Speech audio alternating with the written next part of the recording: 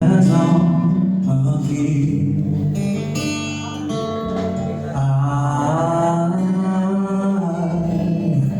I will be.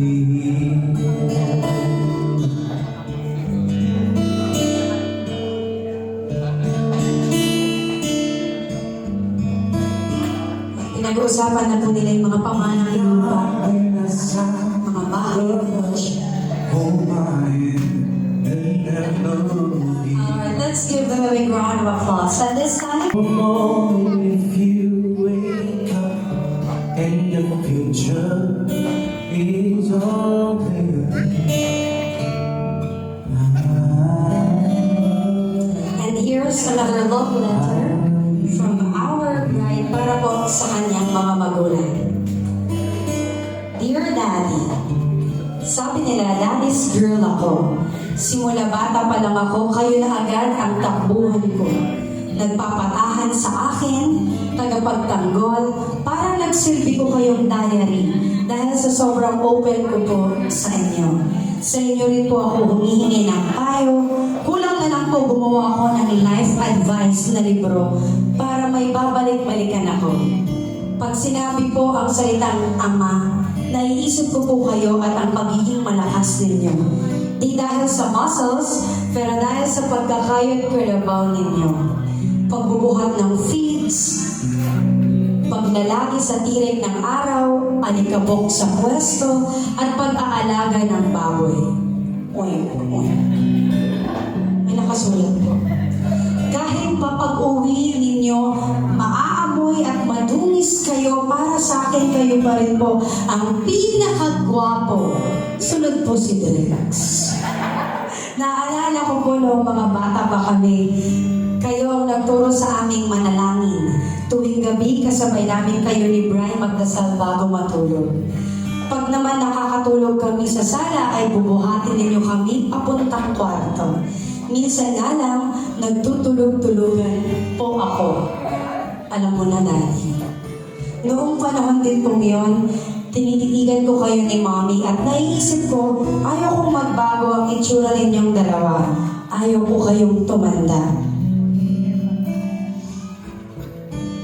Kaya po sana alagaan ninyo ang sarili ninyo.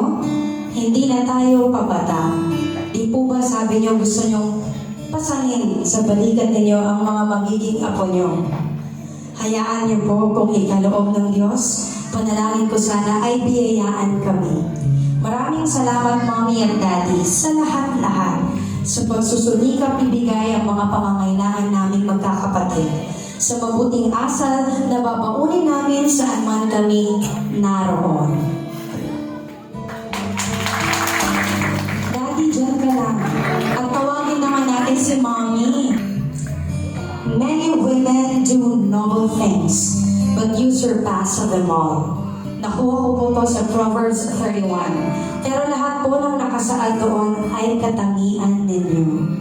Masaya po ako pag nasa bahay ka, dahil once in a blue moon lang yun. Iba ang may ina sa bahay.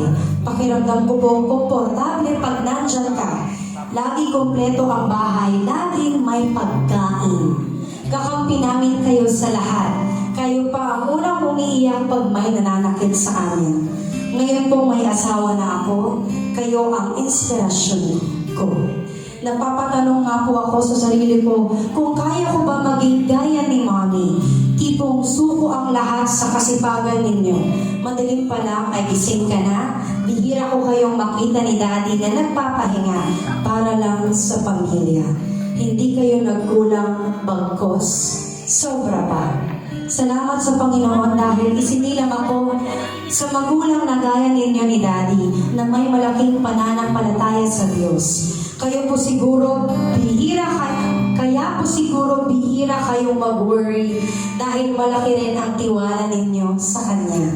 Magsimula man akong mapaisip sa kung ano ang kinakaharap naming buhay ni Drex, ay inaalala ko na lamang po ang kwento ninyo ni Daddy noong nagsisimula pa lamang kayong bumuo ng pamilya at nagtatrabaho sa Manila.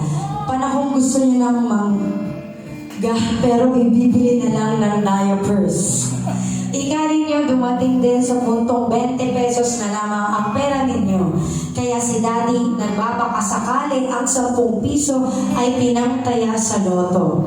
At ang kalahating 10 naman ay pamasahe pa uwi sa nirerentahang tahanan.